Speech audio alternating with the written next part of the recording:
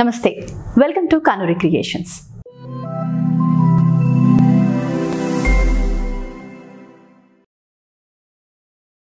ఇవాళ మనతో పాటు ఉన్నారు చైల్డ్ డెవలప్మెంట్ ఎక్స్పర్ట్ సౌమ్య గారు. మాట్లాడదాం. నమస్తే అండి సౌమ్య గారు. నమస్తే అండి. సో సౌమ్య గారు, రీసెంట్గా చాలా ఎపిసోడ్స్లో మనం పిల్లల్ని ఎలా పెంచాలి, వాళ్ళ టాలెంట్స్ని ఎలా గుర్తించాలి, ఇవన్నీ మాట్లాడుకున్నాం. అండ్ పబ్లిక్ నుంచి కూడా మంచి రెస్పాన్స్ వస్తుంది. వాళ్ళందరూ మీకు స్పెషల్ థ్యాంక్స్ చెప్తున్నారు కామెంట్స్ రూపంలో. So thank you for that. And I have to thank all of you అండి for I'm able to reach all of you అనేది నాకు చాలా ఆనందాన్ని ఇస్తుంది. And I'm so thankful for each one of you. Thank you so much. So ఇవాళ ఏంటి అంటే, ఇప్పుడు చాలామంది పేరెంట్స్ను చూస్తుంటే పిల్లలు ఖచ్చితంగా డిసిప్లిన్లో ఉండాలి, డిసిప్లిన్లోనే వాళ్ళని పెట్టాలి అని ఒక థాట్ ప్రాసెస్లో ఉంటూ ఉంటారు. సో పిల్లల్ని అసలు నిజంగా అంటే డిసిప్లిన్లో ఉంచితే ఎంతవరకు కరెక్ట్, అంటే వాళ్ళకి ఇది రాంగ్ ఇది రైట్ అని పేరెంట్స్ ఏ విధంగా వాళ్ళకి చెప్పాలి అంటారు? ఎస్, డిసిప్లిన్ అనేది అసలుకి మనకి థాట్ అనేది మనకి చిన్నప్పుడు ఇలా రాగానే మనం భయపడేవాళ్ళం. అవును, ముందుగా. ఎందుకంటే మన పెద్దవాళ్ళు మనకి డిసిప్లిన్ అనగానే అమ్మో డిసిప్లిన్ అనగానే భయపడేసి అది చేయడానికి కంపల్షన్గా చేయాల్సి వచ్చేది మనకి.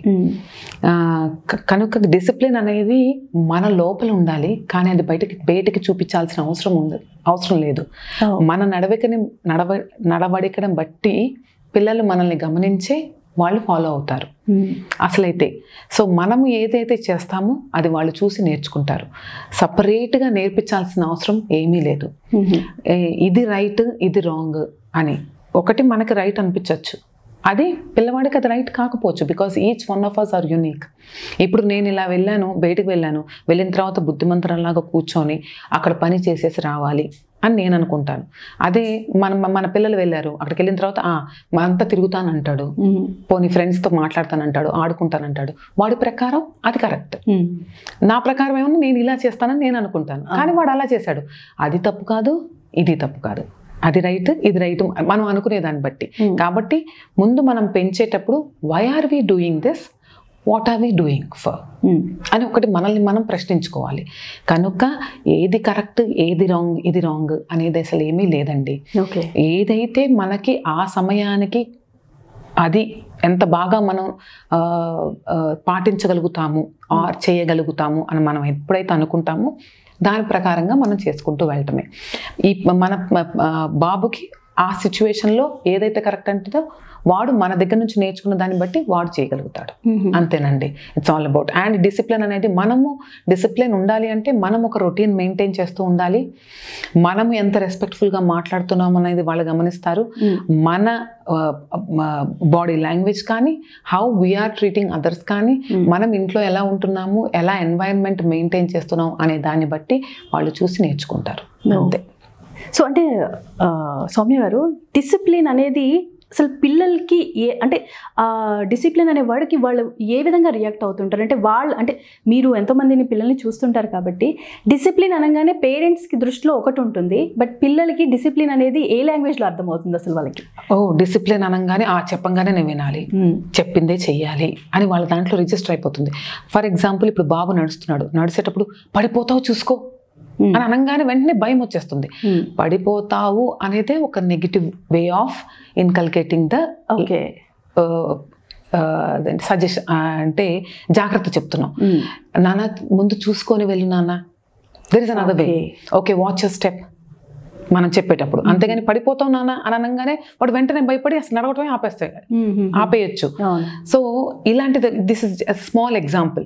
అలాగే డిసిప్లిన్ అనగానే నేను ఇది చేయకపోతే అమ్మ పనిష్మెంట్ ఇస్తుంది, యూనో అలాంటి భయం కూడా ఉంటుంది. అంటే పేరెంట్స్ పెంచే దాన్ని బట్టి ఉంటుంది. కొంతమంది పేరెంట్స్ ఏం చేస్తారంటే, ఓకే ఇది నువ్వు చేయకపోతే నేను అక్కడ కూర్చోబెడతాను, నువ్వు ఇది చేయకపోతే నేను ఇది ఇవ్వను. అలా కాకుండా నాన్న ఇది చేస్తూ ఉంటుంటే గనక ఇది నువ్వు చేయగలుగుతావా లేదా నేను నా హెల్ప్ ఇవ్వమంటావా, ఓకేనా? కాబట్టి ఇప్పుడు మటుకు ఇది చేయాల్సిన అవసరం ఉంది. కాబట్టి నువ్వు ఎంత టైం తీసుకుంటావు, 2 minutes 3 minutes? Okay. So the child should be able to or willing to do the thing that he's suppose to do at that moment. For example స్నానానికి వెళ్ళినాను అనగానే రోజంతా ఆడుకొని రాగానే వాడు అలసిపోతాడు. అలసిపోగానే స్నానానికి వెళ్ళమంటే I don't want to go అంటాడు. నో అమ్మ ప్లీజ్ అమ్మ ఐఎమ్ టైర్డ్ అంటాడు. So but still we have to do it. కాబట్టి దాని గురించి చెప్పాలంటే సరే నాన్న ఇవాళ నువ్వు లేట్ వచ్చావు, బాగా ఎక్కువసేపు ఆడుకొని వచ్చావు కాబట్టి నువ్వు అలసిపోయావు, కాబట్టి రేపు కొంచెం ఒక 15 నిమిషాలు ముందుగానే రా, అప్పుడు నీకు ఎనర్జీ సేవ్ చేసుకుంటావు. ఓకే అంటే వాడికి ఆప్షన్స్ మనం చెప్తున్నాం అనమాట. నాన్న నీ ఎనర్జీ అయిపోయేదాకా ఆడుకుని రావటం వల్ల నీకు ఓపిక ఉండట్లేదు, కాబట్టి రేపు 15 నిమిషాలు కొంచెం ముందుకు రా, so that you can save your energy. వచ్చిన తర్వాత నీకు ఏదన్నా కొంచెం సహాయం కావాలంటే నేను చేస్తాను, కానీ స్నానం మట్టుకే నువ్వు చేయాలి కదా. సో ఇలా చెప్పటంతో ఉంటుంది. అక్కడ కూడా స్నానం దగ్గర కూడా వాడికి ఏదైనా కొంచెం అక్కడ సహాయంగా ఉండాలి అంటే కనుక initially you can always be there for the child. So once the routine falls in the place, then you don't have to be there for the child. He will do it on his own. Yeah, it's just an example అండి. ఇది ఇట్లాగే ప్రతిదానికి కూడా మనం పాటించవచ్చు.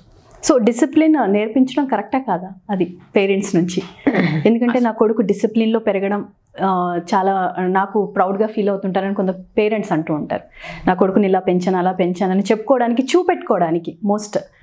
అదేనండి, అసలు discipline అనగానే నాకు మైండ్ అసలుకి మూసుకుపోతుంది. అసలు డిసిప్లిన్ ఏంటి, అసలు వాట్ ఈస్ డిసిప్లిన్ అండి? ఎవరు మనకు అలా ఇంప్లిమెంట్ చేసేసారని అనిపిస్తుంది కూడా నాకు. అసలు డిసిప్లిన్ అనేది అసలు నేను మటుకు ఏమని చెప్పాలి, డిసిప్లిన్ అనే పదానికి చాలా అర్థాలు ఉంటాయి, కాబట్టి మనం ఎలాగా చేస్తున్నామనే దాన్ని బట్టే ఉంటుంది. ఓకే, మళ్ళీ మీరు ఇంకొక క్వశ్చన్ అడిగారు, ఇప్పుడు ఏం అడిగారు అంటే నా పేరెంట్స్ ఖచ్చితంగా డిసిప్లిన్ అంటే ప్రౌడ్గా ఫీల్ అవుతుంటారు. నా కొడుకు నేను చెప్పింది చేస్తున్నారు ఫీల్ ఉంటుంది వాళ్ళకి, ప్రతి ఒక్కరికి. అందరి ముందర ఒక షో ఆఫ్ చేయడానికి ట్రై చేస్తూ ఉంటారు. అవును, చూసావా మా బాబు బాగున్నాడు, కరెక్ట్, చూసావా ఆ బాబు అల్లరి చేస్తున్నాడు. అసలు ఆ టైంలో ఆ బాబు తను ఎలా ఉన్నాడో, ఆ టైంలో కొంచెం హైపర్గా ఉండుంటాడు, చాలా యాక్టివ్గా ఉంది, వాడు బాగా ఆడుకోవాలనుకుంటున్నాడు కాబట్టి కొంచెం పెద్దగా మాట్లాడుతున్నాడు, ఎందుకంటే ఇంట్లో పెద్దగా మాట్లాడటం అలవాటు కాబట్టి బయటకు వచ్చినప్పుడు కూడా పెద్దగా మాట్లాడుతున్నాడు, కాబట్టి అటు ఇటు తిరుగుతున్నాడు, ఎందుకంటే కూర్చొని పక్కన ఏదైనా జరిగేటప్పుడు కూర్చోవటం అనేది కూడా వాళ్ళకి అలవాటు లేకుండా పోవచ్చు. ఆ ఎన్విరాన్మెంట్లో వాడు ఎలా పెరిగాడో అప్పుడు వాడు అలా ఉంటున్నాడు ఆ సిచ్యువేషన్లో. అంతేగాని మీరు పెంచిన దాని ప్రకారం బాబు ఇలా ఉన్నారు కాబట్టి మనం అసలు కంపారిజన్ అనేది అసలు చేయకూడదు. ఇది డిసిప్లిన్ అనేది ఇది డిసిప్లిన్ కాదు అని కూడా మనం చెప్పలేము.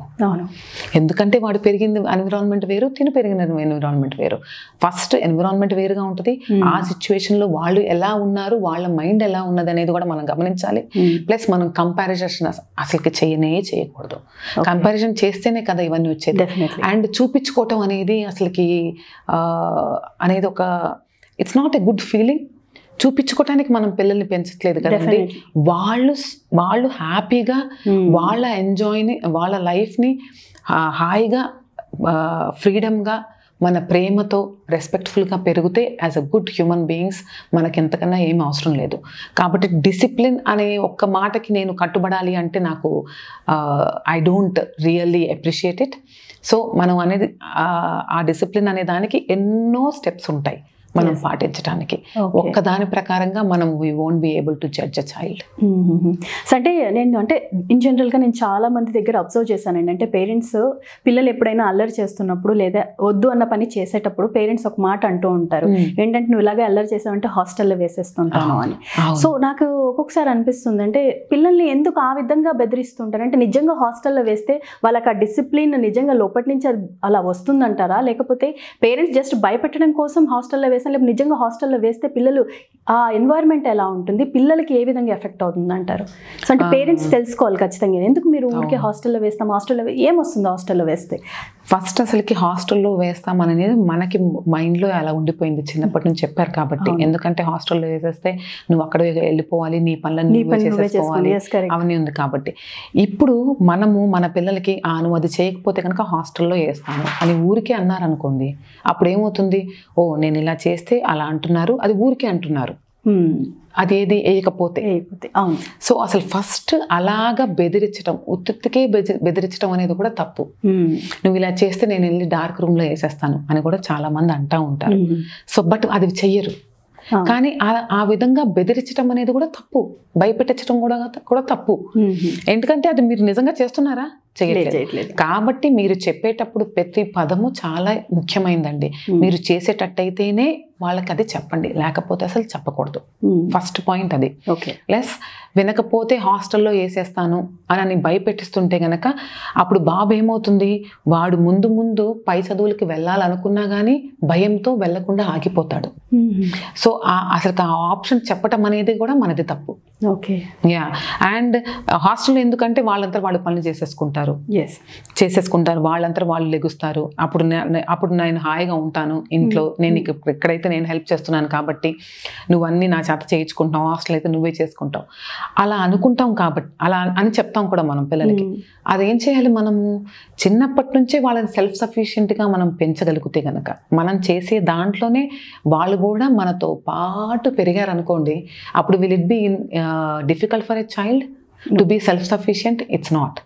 సో వాడు పెద్దగా అయిన తర్వాత when he wants to go for studies outside, or if the child is willing to go to the hostel by himself, then you send a child. I won't really say no to that. If the child is ready and if the child is willing to go, please put them in the hostel. Because హాస్టల్లో ఉండటం వల్ల కూడా self sufficient అనేది బాగా పెరుగుతుంది, more independent అవుతారు వాళ్ళు, decision making easy అవుతుంది. They get to see different kind of people and it's a different environment. Environment makes it all the more difference. ఏ ఎన్వైరన్మెంట్ అయినా కానీ పిల్లలు దే టెండ్ టు అడాప్ట్ చేసుకుంటాం. ఎలాంటి ఎన్విరాన్మెంట్ అడాప్ట్ చేసుకొని అందులో వాళ్ళు రాణించగలుగుతారు అంతే. If the child is ready to go to the hostel, please you can put them. It's an option. But when the child is not ready, that's not an option. ఎందుకంటే హాస్టల్లో పెట్టేయటం వల్ల child go through a lot of psychological, mental depression అండి. We can't even imagine that. ఎందుకంటే ఒకటేసారి సడన్గా తీసుకెళ్ళి ఫోర్స్ఫుల్గా వేసేస్తే ఆ చైల్డ్కి ఎంత ఇబ్బంది అవుతుంది. ఒకటేసారి ప్రేమ మిస్ అవుతుంది, ఒకటేసారి ఎన్విరాన్మెంట్ మిస్ అవుతాడు. You know that's not right way, I would say. Thank you so much అండి సౌమ్య గారు. Thank you so much Srilakshmi గారు.